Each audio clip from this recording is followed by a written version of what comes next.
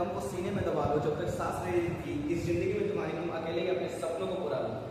कि ऐसे तो चांद अकेले होते हैं सितारों के किनारे, कि ऐसे तो चांद अकेले होते हैं सितारों के किनारे, मेहनत करते करते हम लोगों के बीच में बन गए बेचारे। कि इस जिंदगी की खामियाजा ये महसूस करेगी, कामयाबी भले ही देर से आएगी लेकिन मेरे दोस्त जरूर आएगी। सो कैसे आप लोग एकदम मस्त होंगे, ये करता हूँ आप लोगों से को दिल और दिमाग को करना लेक्चर को, क्योंकि आ गया किस्सा तो आप सभी के साथ मचाने। तो आज की इस वीडियो में हम लोग बात करने वाले हैं वो कोलिगेटिव प्रॉपर्टीज के बारे में बात करने वाले। कोलिगेटिव प्रॉपर्टीज में 4 प्रॉपर्टीज होती है। सबसे पहला रिलेटिव लोइंग वेपर प्रेशर, दूसरा एलिवेशन इन बॉइलिंग पॉइंट, तीसरा डिप्रेशन इन फ्रीजिंग पॉइंट और चौथा ऑस्मोटिक प्रेशर। ये चारों प्रॉपर्टीज हम लोग इस वीडियो में नहीं डिस्कस करेंगे क्योंकि छोटी वीडियो बनानी है। तो सबसे पहले आज के इस वीडियो में ऐसे कोलिगेटिव प्रॉपर्टीज क्या होता है? कोलिगेटिव प्रॉपर्टीज ये बोलता है कि सबसे पहले तो होना चाहिए वो सॉल्यूट जो होना चाहिए वो नॉन वोलेटाइल होना चाहिए, जो उड़ ना सके, और सॉल्वेंट जो हो वो वोलेटाइल होना चाहिए। सॉल्वेंट उड़ सके और सॉल्यूट नहीं उड़ सके, ठीक है, पहला ये चीज। दूसरा सॉल्यूशन जो हो वो बहुत डाइल्यूट, ठीक। तीसरा ये चीज बताती है कि कोलिगेटिव प्रॉपर्टीज जो होती है वो प्रोपोर्शनल होता है मोल्स ऑफ सॉल्यूट, यानी सॉल्यूट अगर बढ़ेगा तो कोलिगेटिव प्रॉपर्टीज भी बढ़ेगी। अच्छा, हमने बताया था 4, कौन कौन सा? रिलेटिव लोइंग वेपर प्रेशर, दूसरा बताया था एलिवेशन इन बॉइलिंग पॉइंट, तीसरा बताया था डिप्रेशन इन फ्रीजिंग पॉइंट और चौथा ये बताया था ऑस्मोटिक प्रेशर। हालांकि ये बोला जाता है कि ये चारों चीज होती है, अगर नंबर मोल्स ऑफ सॉल्यूट या फिर नंबर ऑफ सॉल्यूट बढ़ाएंगे तो ये प्रॉपर्टीज क्या करना चाहिए? बढ़ जाना चाहिए। तो रिलेटिव लोइंग वेपर प्रेशर के बारे में आज बात करेंगे। रिलेटिव लोइंग वेपर प्रेशर किसके लिए अप्लाई होता है? नॉन वोलेटाइल सॉल्यूट और वोलेटाइल सॉल्वेंट। हालांकि ये चीज रोल्स लॉ के द्वारा ये चीज प्रूव की थी कि यदि आपको कोई भी सॉल्यूशन का वेपर प्रेशर निकालना है जिसका सॉल्यूट जो है वो नॉन वोलेटाइल है, तो उसके लिए आपको क्या करना पड़ेगा? सबसे पहले वेपर प्रेशर का प्योर सॉल्वेंट से क्या करना पड़ेगा? मल्टीप्लाई प्योर सॉल्वेंट का वेपर प्रेशर से मल्टीप्लाई किसका? मोल फ्रैक्शन ऑफ सॉल्वेंट, यानी सॉल्यूशन का जो सॉल्वेंट है उसका मोल फ्रैक्शन से मल्टीप्लाई कर देंगे, और जो सॉल्वेंट जो आपने लिया उसका क्या वो सिर्फ अकेला था तो उसके प्योर वेपर प्रेशर से अगर मल्टीप्लाई कर देंगे और वो चीज जो निकल के आएगी वो वैल्यू एक सुनहरा सा वैल्यू निकल के आएगा, और वो वैल्यू होगा जिसमें नॉन वोलेटाइल सॉल्यूट था और वोलेटाइल कौन था? सॉल्वेंट, उसका वेपर प्रेशर निकल जाएगा। उसी चीज पे निर्धारित की जा रही है इसको रिलेटिव लोइंग वेपर प्रेशर। सबसे पहले आता है कि आपसे यही क्वेश्चन की जा रही है पी नॉट बड़ा होता है या पी एस बड़ा होता है? Vapour pressure of pure solution, ये सॉल्यूशन या प्योर सॉलिड प्योर सॉल्वेंट में ज्यादा होता है या फिर सॉल्यूशन में ज्यादा होता है?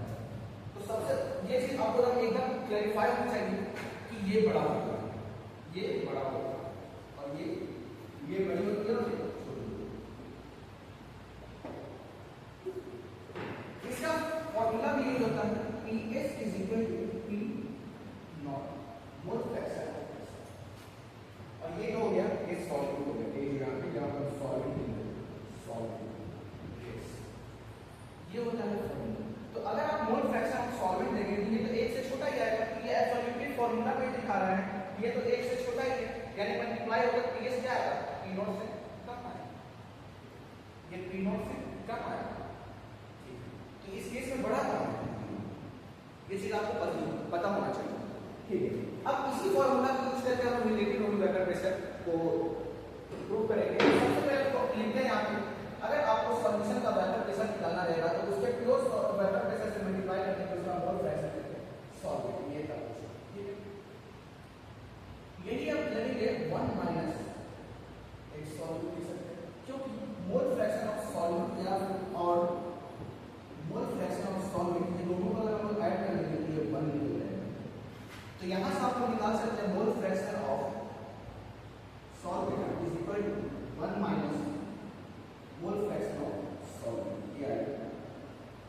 तो यहां से ये चीज हमने पुट कर दिया, एक सॉल्वेंट की जगह पे हमने ये पुट कर दिया, ठीक है। अब क्या करेंगे यहां पे PS की चीज को, अब इसको हम मल्टीप्लाई करते हैं इससे, PS is equal to P naught minus P naught x solvent,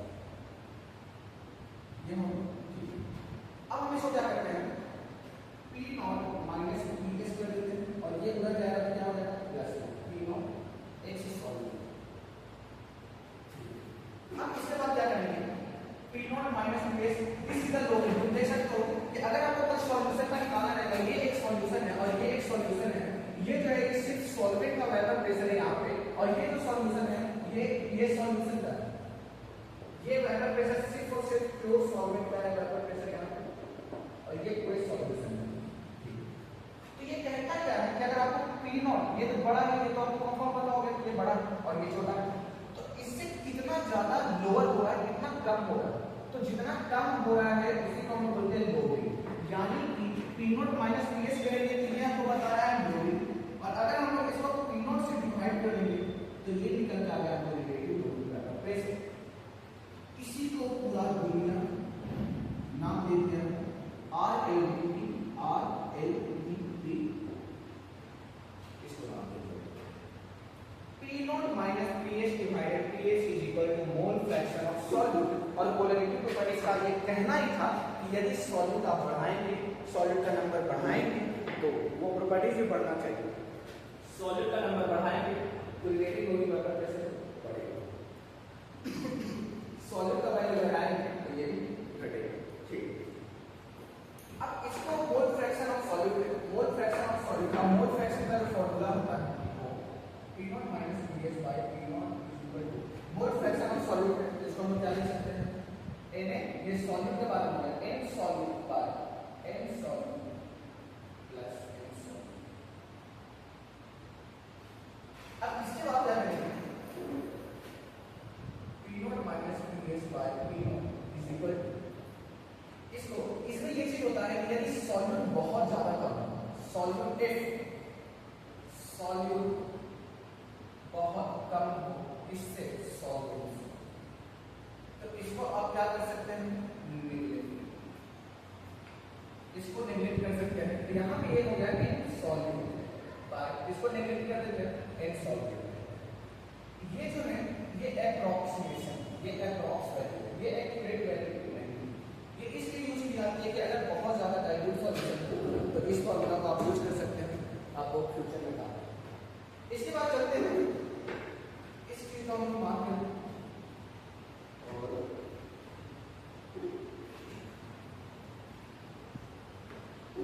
यहां से अब देखो एक और फॉर्मूला था, इसको रिलेटिव लोअरिंग वेपर प्रेशर बोलते हैं। अब देखो यहां पे इसी को हम थोड़ा सा और इलैबोरेट करते हैं, P naught minus PS by P naught. यहां से ये कर सकते हैं, ये मोल्स ऑफ सॉल्यूट, तो मोल्स का फॉर्मूला क्या होता है, आपको वेट अगर पता है और इसको मॉलिक्यूलर मास से डिवाइड करेंगे, मॉलिक्यूलर मास से इसको अगर आप डिवाइड करेंगे तो ये मोल्स निकल के इसको हम मोल्स बोलते हैं। ठीक है, सेम इसी तरह हम करेंगे और सेम इसी तरह करेंगे।